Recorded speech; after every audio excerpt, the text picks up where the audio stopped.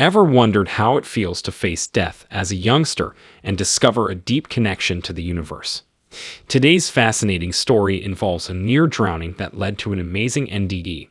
This story shows the oneness of life and our deep links with each other and the world, from a mysterious savior in a vintage bathing suit to the profound lessons learned between life and death. Join me as we explore this remarkable NDE that will make us rethink existence. Subscribe for more amazing stories and join me on this intriguing adventure. I vaguely remember almost drowning in a small swimming place near the Appalachian Mountains in Ohio when I was 5. My mom grew up near the man-made pond where residents hung out, so my family liked coming there.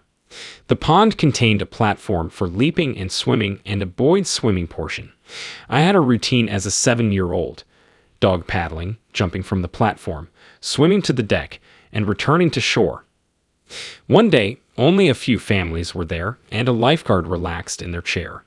A young girl jumped off the platform in the deeper end. I tried it too, feeling daring. I didn't understand the water was deeper or that the girl could swim. I confidently ran, hopped from her side, and fell into deeper water.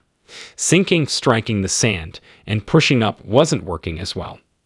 Since my mouth was submerged, I swallowed water to breathe. As panic strikes, I struggle to breathe and scream for aid. I panic when I learn I miscalculated depth and drown. Taking in more water underwater, I realize I'm drowning. I raise my arm out of the water and flail it to attract attention, desperate for aid. Water is 2.5 feet above my head, thus my arm barely reaches my wrist. While struggling to breathe, repeat this maneuver several times. Realizing I need to breathe, I stop shouting and try to breathe. Things get worse, body feels warm, and I'm running out of oxygen at that age. Death becomes evident, and I cease panicking. I concede and begin letting go. Kids' feet and hands paddle around me underwater. Sand particles from the ground create this cool wave-like effect in brownish water. Surrendering to it all, the dying process and the scene astound me. Time seems paused, and I'm fascinated on those diamond-like sand grains reflecting sunlight through the ocean. Imagine this wild moment. My world is hidden from those above the ocean. Even if danger is everywhere, being alone is strangely beautiful. Fear fades when I let go. My mom is stressing out and looking for me as I feel like a part of me is departing. I think she wouldn't understand since life's hard and she's frail. She wouldn't get it. It's too much. I stay for her, even if I want to go home. As I decide, this woman appears. I remember her like it was yesterday. White bathing suit, 30s or 40s vibe, skirt-like. She sways gracefully as her long white hair braid dips into the sea. She walks over and pulls me out of the water. I feel the warmth change on my skin while observing my mom from above. My mom panics and runs toward us as the mystery woman carries me rapidly. As if walking on water, the woman gives me over and my mom brings me back to our position. I don't need life-saving assistance, yet breathing in the woman's arms is tremendous. Back in my body, I'm no longer a spectator. Mom's worried, wonders what happened. I confess to dashing off the deck to imitate another female. Mom decides to pack things and tells the lifeguard, who was calculating tips, she's upset. Back at our spot, my mom wants me to find and thank the mystery woman. I look around, but no one from her family has asked about my health. Strange, because you'd expect a kid saver to check in. My mom is communicating to every family, but no one responds, and it's mysterious. Now I'm seeking for the woman who saved my child, asking everyone if they saw or know this woman. I described her, but no family I asked knew of a woman saving a drowning child. Extremely odd, making this situation bizarre. Always felt like a guidance or protector enabled my decision to stay. Even as a child, I felt oneness, super connected, and full of love in that near-death transaction. Recognized I was like those sand bits, the sun, water temperature, and golden hue, all connected. At that age, I didn't understand the universal connection and my connection to the source until 30 years later. The lessons from that extraordinary encounter appeared in numerous ways throughout life.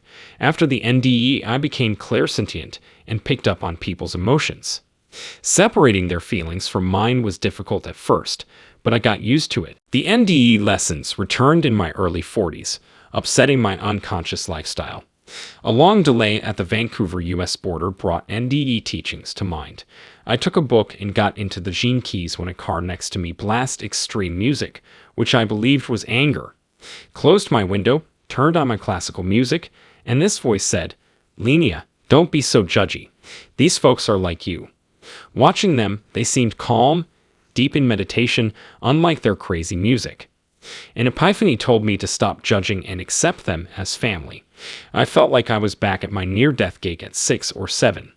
Looking beyond, I noticed the border crossing park, monuments, and people relaxing. Asian and black kids playing football appeared behind the loud music automobile. Their excitement shook me. I felt their joy like I'd been there before.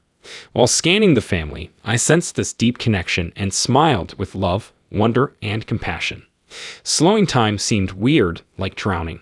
The plants and trees moved slowly, capturing the sunshine like sand in the surf. Outside its typical flow, time stopped. I saw another Middle Eastern family while scanning. I felt really connected to their pride and love for their children. I assumed we're all source fragments with distinct stories but the same foundation. Being open allowed me to share and feel their stuff because we're one. As with drowning, I lost count of time in love. Everything lit up, and I felt really connected to nature. Feeling lucky to be alive, realizing ego-driven isolation is a trick. No loneliness, we're connected. I perceive energy, a light linking everyone and everything. Many light beams weave through each human, bush, tree, and plant. An indescribable understanding and feeling. I link oneness to my drowning lessons and everything makes sense. This realization changes my mood and brings me back to reality. The wind picks up, the grass blows faster, and my face and clothes are soaked. I was crying from love. The moment was too exquisite to describe. The drowning, initial dance with oneness, and lack of separation are linked to this experience. I expect more of these experiences on my path. As we gaze at the skylight, we all fall in. Love embraces us.